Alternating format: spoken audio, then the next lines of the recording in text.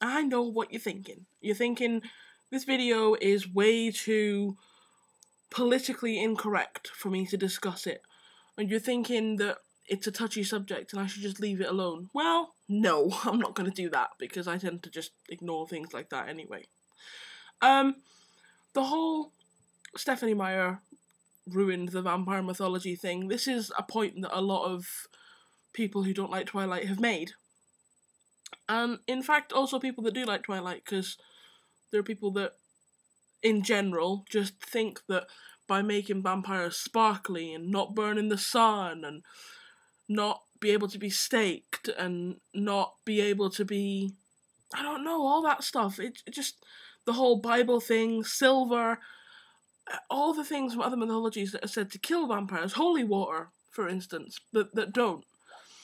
Well, here's my take on it, because I have had so many people tell me that they think Stephenie ruined the vampire mythology and she bastardized the likes of Anne Rice and Stephen King and Stephen King and various other people, and I completely disagree. Bram Stoker, for God's sake, I disagree. I think all she did was use science to explain vampires instead of using religion. Now, what I mean by that is not going to be explained in the next 2 minutes. It's going to take about 5 minutes altogether, so you're going to have to watch it all if you want to be able to have a valid reason to be able to make a comment on this video, because otherwise you won't know what I'm talking about and your comments just won't make sense. So, to start with, the whole religion versus science thing, it is an age-old dispute. I'm not a creationist and I am not an evolutionist. I am an agnostic. I believe in something, I don't know what. I don't know what I believe in as far as the way the world was created, but I do lean towards evolution. Just for the record, I don't think that God exists as the God we know in the Bible, but as something else, but I don't know what. I just kind of hope I never have to find out, really. But anyway, as far as Twilight goes, as far as vampires in general go, to begin with, vampires are supposed to not like holy water and burn in the sun and hate silver and hate crosses and hate stakes and hate anything holy, not be able to enter a holy place. In some books or in some vampire stories, you'll find a vampire who would burn upon being touched by a priest, for instance. Anything holy that they repel from, that repels them, rather. So, what Stephenie Meyer did, just for those of you that don't know, was explain the vampire mythology for her story. She wasn't trying to change other stories, she was just explaining it for her story.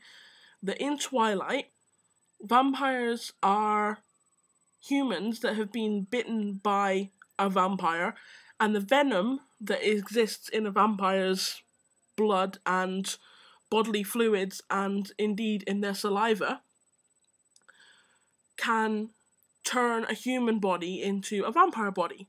And essentially it does this by creating what's the word I'm looking for? By creating a number of chemical reactions that change essentially the body into a harder substance like marble. And if you don't already know this, when you put marble in the sunshine, it glitters. It does. And that explains it scientifically. It also explains how they can get pregnant. It also explains, well, not how vampires can get pregnant, because that part of their body doesn't work anymore. But it does explain how, and the reason it doesn't work anymore is because their body is no longer stretchy. They can no longer give, which means they could never give birth. Wouldn't work, and their body wouldn't grow around the baby. The reason a human can get pregnant when they sleep with a vampire is because, essentially, semen is still there, it's just vampire semen, so it creates a vampire baby, which, in the case of Breaking Dawn, kicks the shit out of a human mother to the point where she nearly dies. And essentially all the amniotic fluid and the I don't know the name of it, but the sack that the baby lives in, inside the belly, I can't think what it's called, but that is all vampire stuff. So it can't be broken except for a vampire's teeth, which, yeah, ringing, but that's the way it is. As far as I know, for the vampire TVs and movies and programs and stuff that I've read and watched and observed, the best explanation for the religious side of the vampire mythology that I've come across is in Dracula 2000. And it explains the dislike for all things holy as well as silver by suggesting that the first vampire, in this case Dracula, was in fact Judas, and upon betraying Christ, he was made into a vampire after he tried to hang himself, and he failed. God wouldn't let him die, because he didn't deserve to die. He deserved to live for all eternity with his suffering and his torment. Hence the whole broody thing, which we see in places like Buffy, with Angel. Brood, brood, brood, brood, brood. Vampires brood. Simple. The whole thing for atonement, I think, is a really big theme. But in general, that does explain the dislike for wood, hence the cross, wood, hence silver, 30 pieces of silver that Judas was given to betray Jesus.